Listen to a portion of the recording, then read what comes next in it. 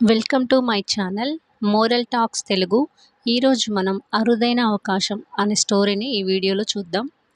వారణాసిలో ఉంటున్న కృష్ణమోహన్కు పురాతన కాలం నాటి పుస్తకం ఒకటి దొరికింది. అతడు ఆ పుస్తకాన్ని అటూ ఇటూ తిరగేసి ఒక పేజీ దగ్గర ఆగి చదివాడు.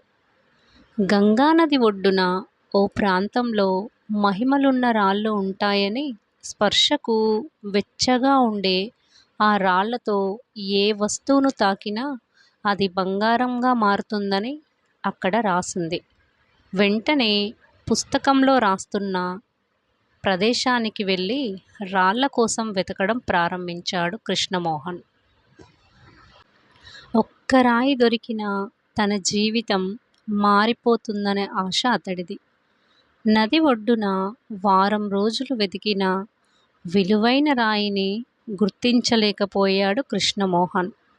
అయినా అతడు వెతుకుతూనే ఉన్నాడు. 2 వారాలు గడిచాయి.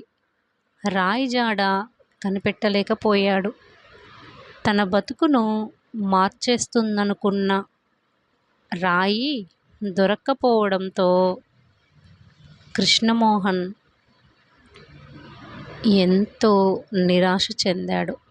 ఒక్క రాయిని తాకి చూసి అది వెచ్చగా లేకుంటే కోపంతో నదిలోకి విసిరేస్తుండేవాడు. చివరికి అతడికది అలవాటుగా మారింది. వెతగ్గా ఓ రోజు మహిమలున్న వెచ్చని రాయి అతడి చేతికి దొరికింది. ఆ వెచ్చదనాన్ని గుర్తించేలోపే అలవాటు ప్రకారం రాయిని విసిరేశాడు. రాయి చేతి నుండి జారిపోయే ఆఖరి క్షణంలో కానీ అతడు ఆ విషయాన్ని గమనించలేదు. అప్పటికే జరగాల్సిన అనర్థం జరిగిపోయింది. కృష్ణమోహన్ శ్రమంతా వృధా అయిపోయింది.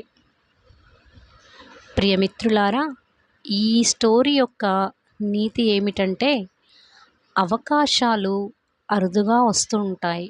వాటిని ఎంతో జాగ్రత్తగా గుర్తించి సద్వినియోగం చేసుకోవాలి తప్ప ఏమాత్రం అలక్ష్యంగా వ్యవహరించినా చేజారిపోతాయి. Thank you for watching. Please subscribe my channel.